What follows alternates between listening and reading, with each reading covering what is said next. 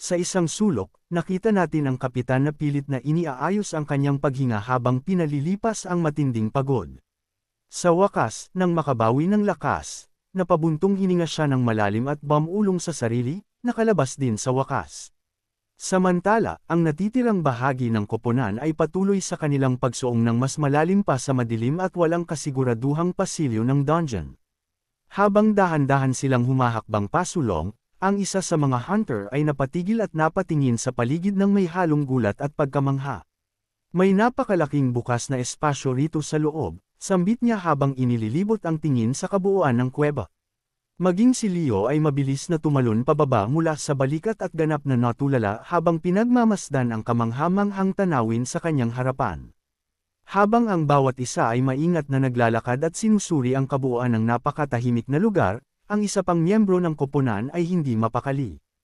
Nerbyoso siyang tumingin sa paligid at nagtanong, "Napakatahimik naman, sa tingin niyo ba talaga narito ang Overlord?"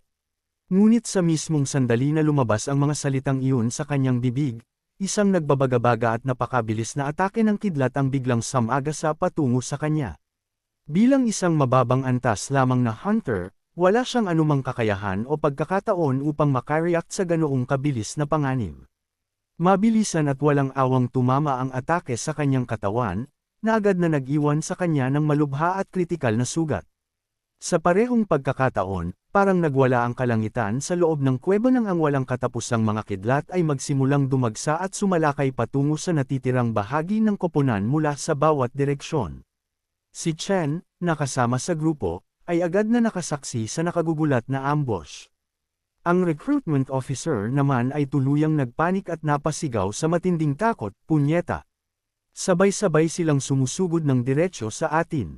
Sa pagkarinig sa kanyang babala, ang kapitan ay mabilis na sumigaw upang magbigay ng utos, "Mag-ingat kayo." Sa mismong sandaling iyon, maingat na pinagmasdan ng recruitment officer ang mga papasok na kidlat gamit ang kanyang kakayahan upang matansya ang galaw ng mga ito.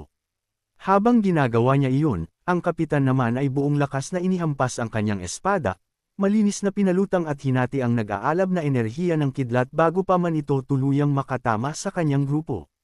Pagka-block sa atake, agad siyang tumangala patungo sa itaas upang hanapin ang pinagmulan ng pambihirang salakay.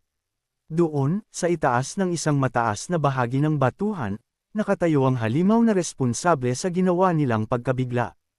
Nakatitig dito ang kapitan ng may halong sindik at gulat habang sumisigaw sa lahat, "Iyon ba ang overlord ng dungeon na ito?"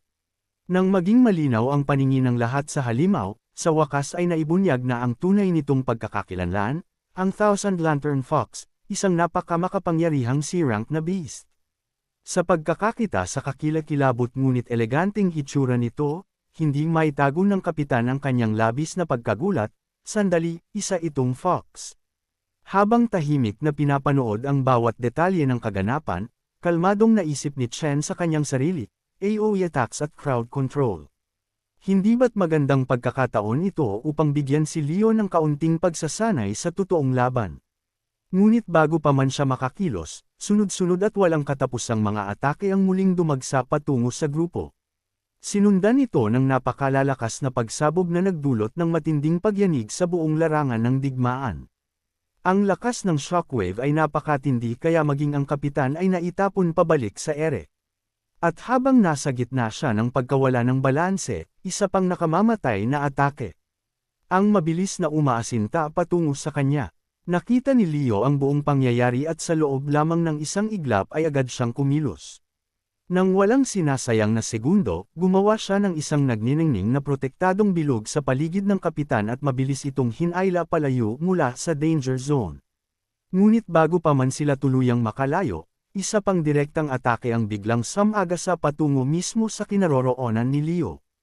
Isang napakalakas at nakatutulirong pagsabog ang agad na sumabog sa mismong pwesto kung saan nakatayo ang maliit na beast. Habang ang lahat ay natataranta at nadidistract sa matinding kaguluhan, mabilis ngunit tahimik na binago ni Chen ang kanyang posisyon sa gitna ng usok. Agad niyang muling ipinatawag ang kanyang beast sa panibagong lokasyon upang iligtas ito. Matapos magawa ang tactical na hakbang na iyon, kalmadong ipinaalala niya kay Leo, "Bantayan mo ang iyong paligid kapag gumagamit ka ng skill. Laging mag-iwan ng labasan para sa iyong sarili. Sa mismong sandaling iyon, ang Thousand Lantern Fox ay nagsimula ng mag-ipon ng mas napakalaking dami ng kidlat sa paligid ng kanyang katawan. Ang walang katapusang mga lilang kidlat ay nagtipon-tipon mula sa bawat sulok ng kuweba, na lumilikha ng isang napakamapangwasak at ultimate na spell. Inilabas ng halimaw ang kanyang pinakamalakas na atake, Lightning Mage, Thousand Falling Thunders. Sa pagkakakita sa nakatatakot na dami ng enerhiyang nabubuo, ang recruitment officer ay tuluyang nawalan ng pag-asa, nagpanik at hysterical na sumigaw, "Punyeta! Patay na tayo, katapusan na natin." Ngunit bago pa man mailabas ng halimaw ang mapangwasak na atake, isang anino ng isa pang hunter ang biglang lumitaw sa gitna ng dilim.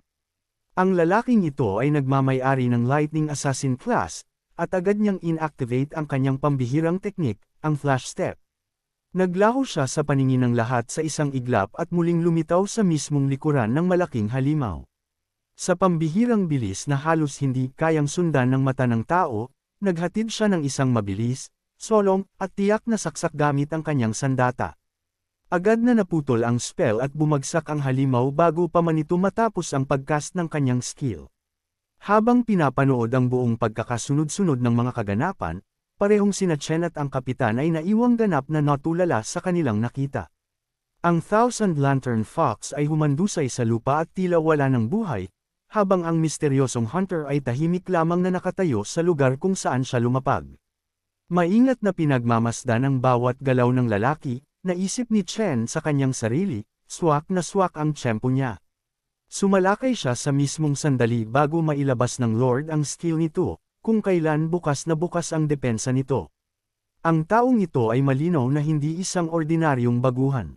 Ang recruitment officer naman, na hindi makapaniwala sa kanyang nakita, ay mabilis na tumakbo patungo sa misteryosong hunter habang sumisigaw, "Nolan! Kailan ka pa nakapunta sa likod niyan? Ang ambush na yon ay napakabaliw. Sandali, di ba E-rank ka lang? Paano mo na one-shot ang isang C-rank overlord ng ganoon kadali? Nagsinungaling ka ba tungkol sa rank mo?" Bago pa man maproseso ng sinuman sa grupo ang katatapos lang na pangyayari, napansin ng officer na gumalaw ang halimaw at sinusubukang bumangon pabalik sa mga paa nito. Mabilis niyang itinutok at itinaas ang kanyang sandata, at may kumpiyansa niyang sinabi, "Lalaban pa pala ang bagay na to ah. Ako na ang tatapos sa paghihirap nito." Gayunpaman, bago pa man siya makahakbang ng kahit isa lang pasulong, isang matulis na sandata ang biglang tumagos ng diretsyo mula sa kanyang likod pabalik sa kanyang tiyan. Ang buong koponan ay napatigil at natigilan sa matinding sindik. Ang lahat ay nakatitig sa ganap na pagkagulat habang ang misteryosong hunter na si Nolan ay casual lamang na inilutang at itinataas sa ere ang nasugatan at dumudugong officer. Ang officer ay napasigaw sa matinding sakit, "Anong ginagawa mo?" Si Nolan ay simpleng ngumiti ng nakatatakot at malamig na sumagot, "Huwag mo akong madaliin. Gusto kong pinananatili at ninanamnam ang bawat sandali nito." Ang isa sa mga natitirang hunter sa grupo ay tuluyang naduwag at natakot sa nakapandidiring eksenang kanyang katatapos lang na nasaksihan. Sa kawalan ng kakayahang kontrolin ang kanyang matinding takot, agad siyang tumalikod at napatakbo ng mabilis habang hysterical na sumisigaw, "Isa pa ang bumagsak. Ayoko na, uuwi na ako." Ngunit bago pa man siya makalayo o makatakas mula sa pintuan, mabilis ding samagasa at inatake siya ni Nolan, na agad na nag-iwan sa kanya sa isang kritikal at halos mamatay na kondisyon. Pinanood ni Chen ang buong madugong eksena ng may seryoso at malamig na ekspresyon sa kanyang mukha. Tumingin siya ng diretsyo sa mga mata ni Nolan habang naisip, ito pala ang tunay na dahilan kung bakit mo itinago ang iyong rank. Ang kapitan, sa kawalan ng kakayahang tanggapin at paniwalaan ang kabal-iwang nangyayari sa kanyang harapan, ay galit na sumigaw, "Nolan! Ano bang ginagawa mo? Sino ka ba talaga?" Mabagal na humarap si Nolan patungo sa natitirang miyembro ng koponan habang ang isang baluktot, nakatatakot, at baliw ng ngiti ay dahan-daang kumakalat sa kanyang mukha. "Oo, yan ang mukha na gusto kong makita. Nabubuhay ako para sa mga sandaling ito. Ang tunay na pangangaso ngayong gabi, ay magsisimula na ngayon." Sa mismong sandaling ito, ang kanyang tunay na pagkakakilanlan na itinago sa mahabang panahon ay sa wakas ay naibunyag na. Ang kanyang tunay na pangalan ay Voltley, Isang napakamakapangyarihan at nakatatakot na A-rank assassin na nagpapanggap at nagtatago sa gitna nila sa buong oras.